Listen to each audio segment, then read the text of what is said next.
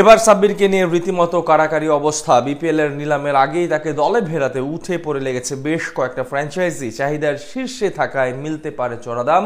সাব্বিরের সাম্প্রতিক ছন্দের পাশাপাশি এবার আরও একটা বিশেষ দিক কাজে লাগাতে চায় দলগুলো, যেই কারণে আগে ভাগে বুকিং দিতে হুড়োহুড়ি।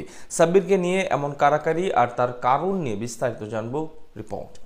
এরই মধ্যে বিপিএল এর হট টপিকে পরিণত হয়েছেন সাব্বির রহমান। এই টাইগার হার্ড হিটারকে দলে ভেড়াতে উঠে পড়ে লেগেছে বেশ কয়েকটি ফ্র্যাঞ্চাইজি। নিলামের আগেই তাকে সরাসরি দলে নিতে মোটা অঙ্কের অর্থ দিতেও এক পায়ে খাড়া দলগুলো। গেলবার শাকিব খানের ঢাকা ক্যাপিটালসের হয়ে বিপিএল বাতিয়েছিলেন সাব্বির রহমান। 4 ছক্কার ঝড়ো ইনিংসে ফিরে গিয়েছিলেন নিজের পুরনো ছন্দে, যেখানে 160 স্ট্রাইক রেটে মাত্র 9 ইনিংসে 189 রান করেন তিনি। ব্যাটিং করছিল ইনিংস প্রতি 31.50।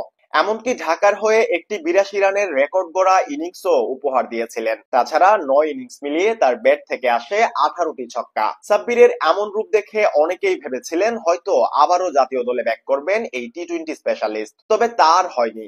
এমনকি এশিয়া কাপের স্কোয়াডেও তার প্রতি আগ্রহ দেখায়নি নির্বাচকরা। বর্তমানে ইংল্যান্ডের ডোমেস্টিক লিগে দারুণ এক সময় পার করছেন এই পাওয়ার হিটার। একের পর এক সেঞ্চুরি হাঁকিয়ে বারবার আলোচনায় আসছেন তিনি। এর আগে লঙ্কা টি10 এবং জিমাফ্রু টি10 লিগেও দারুণ পারফর্ম করে সবার নজর কাড়েন। ফলে শীর্ষে জায়গা করে নিয়েছেন সাব্বির। তাকে বুকিং দিতে উঠে পড়ে লেগেছে বেশ কয়েকটি ফ্র্যাঞ্চাইজি। সবকিছু ঠিক থাকলে গেল বিপিএল এর বিতর্কিত ঘটনার জন্য এবার বাদ পড়তে পারে বেশ কয়েকটি ফ্র্যাঞ্চাইজি। তাদের বদলে যুক্ত হতে পারে একাধিক নতুন দল।